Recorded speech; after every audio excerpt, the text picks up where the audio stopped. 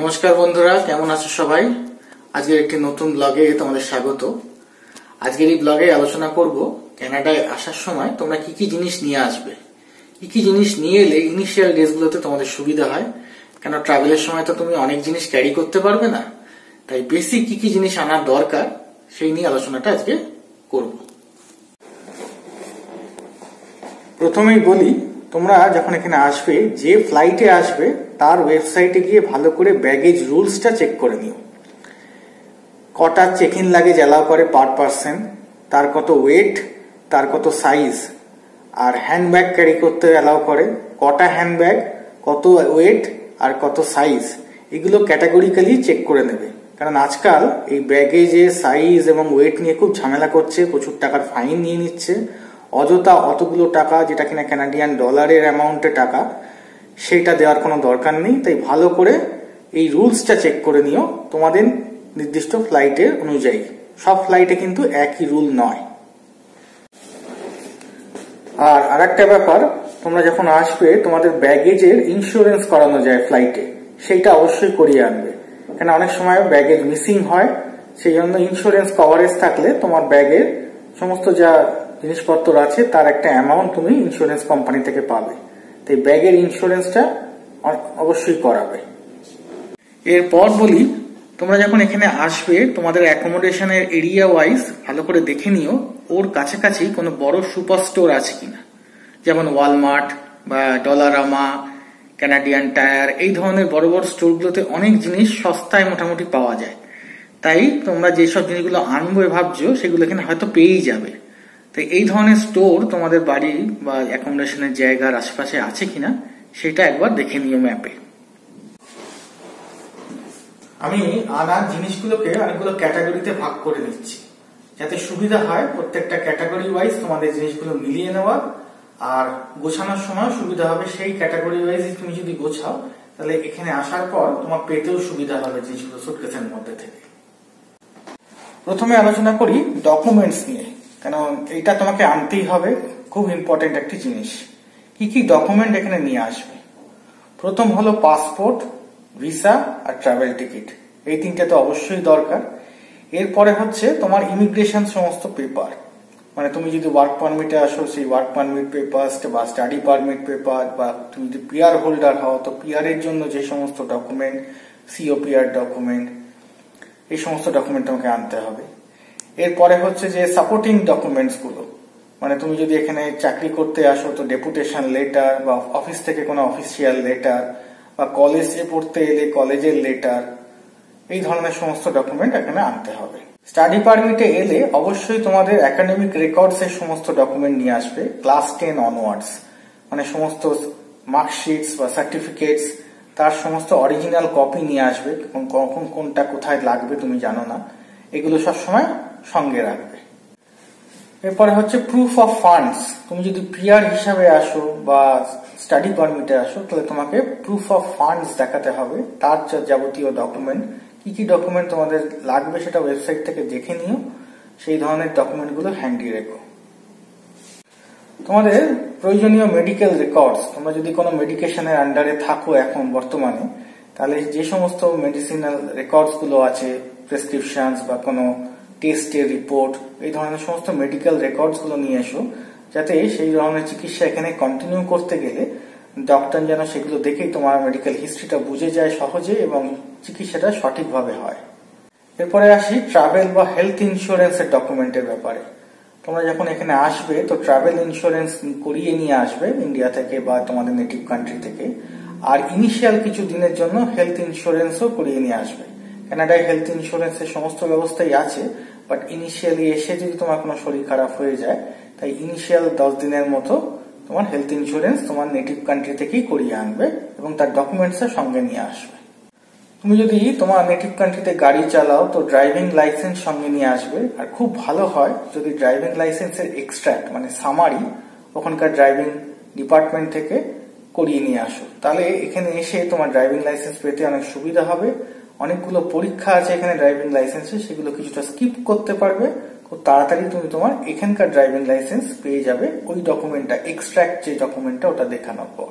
মহিলাদের উদ্দেশ্যে বলছি, তোমরা যদি কোনো জুয়েলারি ক্যারি করো তাহলে যেগুলো দামি জুয়েলারি তার রিসিপ্ট করিয়ে আনবে, বা তোমরা কোনো দোকান থেকে গিয়ে সেটা আলাদা করে ইভ্যালুয়েশন করে রিসিপ্ট করিয়ে আনবে। ইনকেস যদি এখানে কোনো চেক করে কাস্টমসের বা কোথাও, তোমরা রিসিপ্ট দেখাতে পারবে। তাহলে দুটো ছোট্ট করে টিপস দিয়ে রাখি, এখানে যখন আসবে তখন পাসপোর্ট ফটো এটা করিয়ে আনবে অনেকগুলো, কারণ এখানে একটা খুব কস্টলি, আমি নিজে করতে গিয়ে দেখলাম প্রচন্ড কস্টলি হয়ে যায় এখানকার পাসপোর্ট ফটো প্রিন্ট করা, অনেকগুলো পাসপোর্ট ফটো তাই করিয়ে আনবে। একটা ব্যাপার হলো রেজিউমে প্রিন্ট আউট, তোমরা সঙ্গে করে রেজিউমে প্রিন্ট আউট দুটো কি চারটে করে নিয়ে আসবে, কেন এখানে প্রিন্ট আউট খুব হ্যান্ডি নয়, চট করে তুমি পাবে না প্রিন্টারের দোকান বা প্রিন্টার করার ব্যবস্থা, তাই প্রিন্ট আউট কিছু সঙ্গে নিয়ে এসো তোমার রেজিউমের।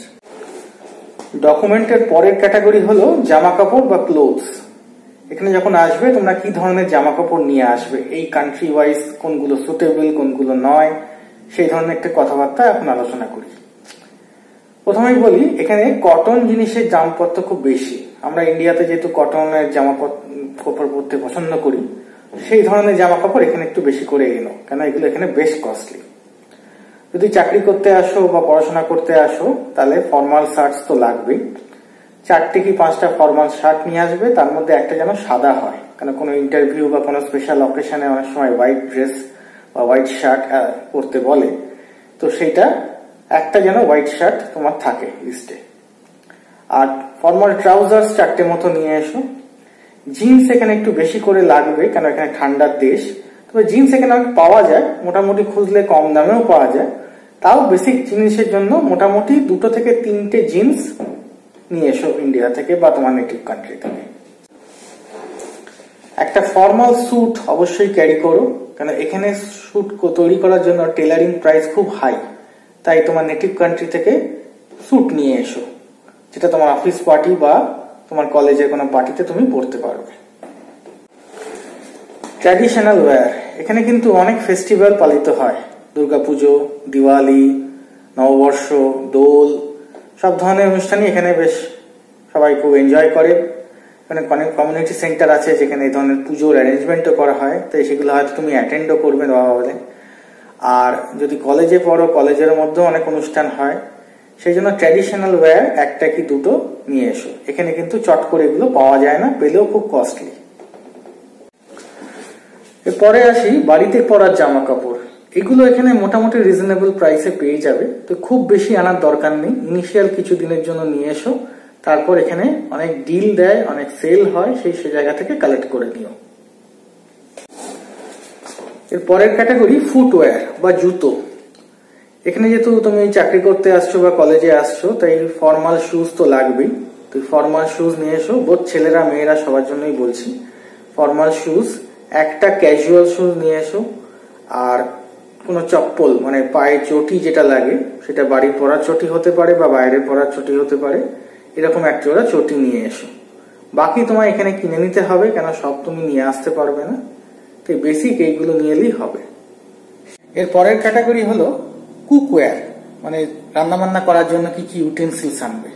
প্রথমেই বলে রাখি, প্রেসার কুকার অবশ্যই আনবে, এখানে প্রেসার কুকার খুব কস্টলি এবং পাওয়াও কম যায়, অনেক খুঁজলে হয়তো পাবে, ইন্ডিয়ান স্টোরগুলোতে মোটামুটি পাওয়া যেতে পারে, কিন্তু অনেকটাই দাম, তাই প্রেসার কুকার একটা নিয়ে আসবে, তার সাথে ওর গ্যাসকেট রিংটা নিয়ে আসবে, ভাল্ব নিয়ে আসবে, এগুলো অ্যাডিশনাল নিয়ে আসবে, যাতে কোনো নষ্ট হয়ে গেলে তুমি রিপ্লেস করতে পারো। এর সাথে আনতে পারো একটা কড়াই, ননস্টিক কড়াই আনতে পারো। আর যে কোনো জিনিস ইউটেন্সিলস যা আনবে এখানে সব ইন্ডাকশন প্রুফ নিয়ে আসবে, কারণ এখানে বেশিরভাগ ওভেনই হচ্ছে ইলেকট্রিক ওভেন, অনেকটা আমাদের দেশের ইন্ডাকশন কুকারের মতো, তাই ইন্ডাকশন প্রুফ এই জিনিসগুলো আনলে তোমার এখানে রান্নাবান্না করতে সুবিধা হবে, আর এগুলো হবে। আর ফ্ল্যাট বটম, মানে এখানে যেহেতু এটা ফ্ল্যাট একটা ওভেন হয়, তাই আমাদের দেশের মতো গোল কড়াই নিচটা এই ধরনের জিনিস এখানে কাজ করতে পারবে না, তাই বটমটা মানে তলাটা যেন ফ্ল্যাট হয়। এর সাথে তুমি আনতে পারো কিছু কুকিং ওয়্যারের জন্য বড় স্পুন, মানে হাতা খুন্তি, যেগুলো কাঠের আনতে পারো, বা প্লাস্টিকের যে স্প্যাচুলা টাইপের হয় সেগুলো আনতে পারো, এই ধরনের।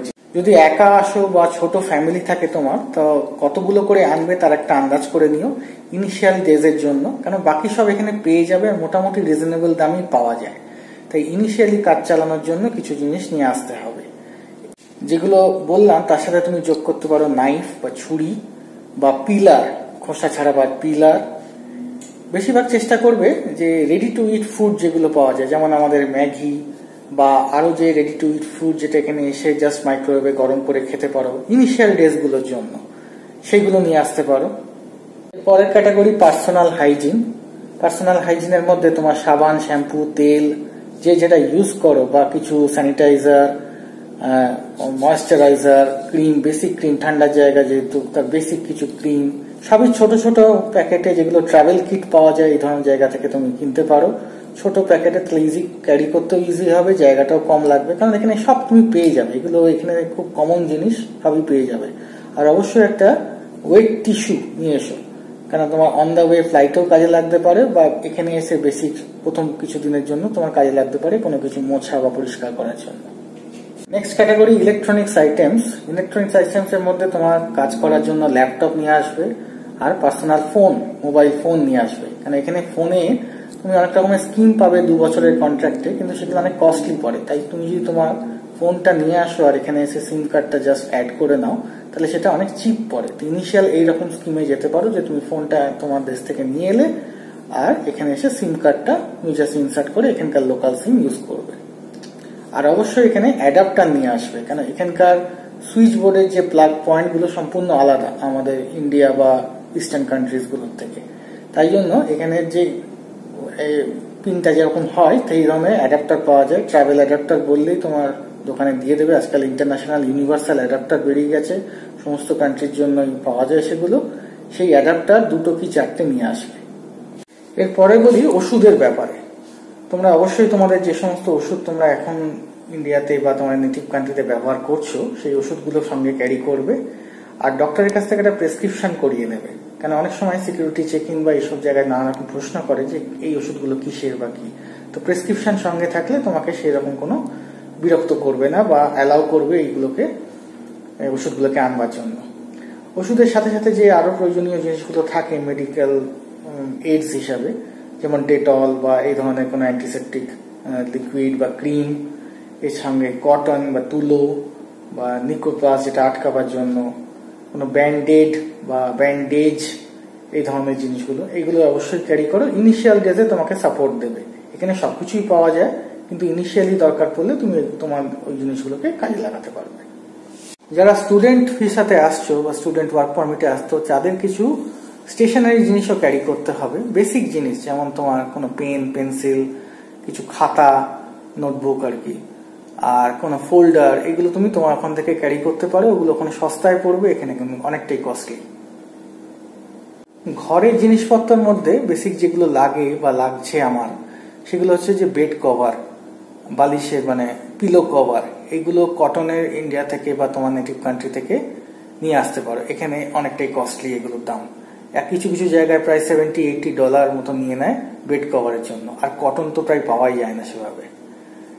এছাড়া অন্যান্য জিনিসের মধ্যে ধরো কিছু ডিটারজেন্ট, ইনিশিয়াল ডেজের জন্য ডিটারজেন্ট বা ডিশ ওয়াশার লিকুইড বা একটা স্ক্রাবার, তুমি এখানে এসে যদি কোনো রান্না বান্না করতে চাও তো ইনিশিয়াল যে বাসন বা ইউটেন্সিলস গুলোকে তুমি পরিষ্কার করবে তার জন্য ডিশ ওয়াশার লিকুইড, এগুলো নিয়ে এসো। টাওয়েল নিয়ে আসতে পারো, পাতলা টাওয়েল যেগুলো হালকা আমাদের ওখানে পাওয়া যায় সেগুলো নিয়ে আসতে পারো। আর ছাতা একটা অবশ্যই নিয়ে এসো, কেন এখানে বৃষ্টির কোনো ঠিক ঠিকানা নেই, কখনো হয় কখনো হয়তো কোনো নির্দিষ্ট বর্ষাকাল বলে কিছু হয় না, তাই মাঝে মাঝে বৃষ্টি হয়। যেহেতু আশেপাশে অনেকগুলো লেকস আছে তাই বৃষ্টিটা হঠাৎ করেই হয়ে যায়, তো একটা ছাতা অবশ্যই ক্যারি করো। আর সবশেষে বলি যে ওয়িং মেশিন, তুমি যে ওয়িং মেশিনটা দিয়ে বাড়ি থেকে আসবে যখন মাপবে তোমার লাগেজগুলো, সেটাও ক্যারি করতে পারো। কারণ এখানে যখন তুমি এখান থেকে কোথাও বেড়াতে যাবে বা তুমি যখন এখান থেকে ব্যাক করবে তোমার নেটিভ কান্ট্রিতে, তখন তো আবার ওয়েট করতে হবে।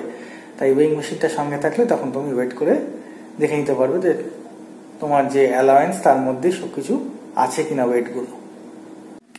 দেখো আজকে কি সুন্দর ঝকঝকে রোদ্দুর উঠেছে, বাইরে কিন্তু বেশ ঠান্ডা। এত রোদ্দুর সত্ত্বেও বাইরে কিন্তু বেশ ঠান্ডা, -3 -4 ডিগ্রি সেন্টিগ্রেড এখন টেম্পারেচার।